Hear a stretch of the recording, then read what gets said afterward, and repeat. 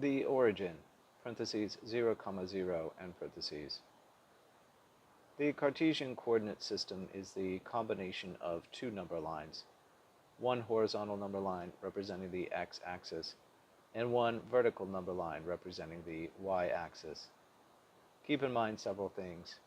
First, a number line has a 0 in the middle, and positive numbers to the right, and negative numbers to the left. If it is the y-axis, then it is a vertical number line, with 0 in the middle, positive numbers upward, and negative numbers downward.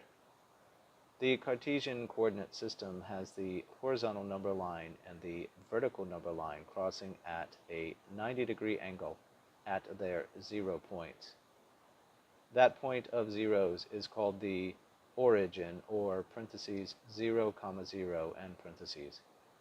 Also keep in mind that the word origin means the beginning, and therefore it is appropriate for the parentheses 0, 0, end parentheses location on the Cartesian coordinate system. Related words: Cartesian coordinate system, x-axis, y-axis, number line.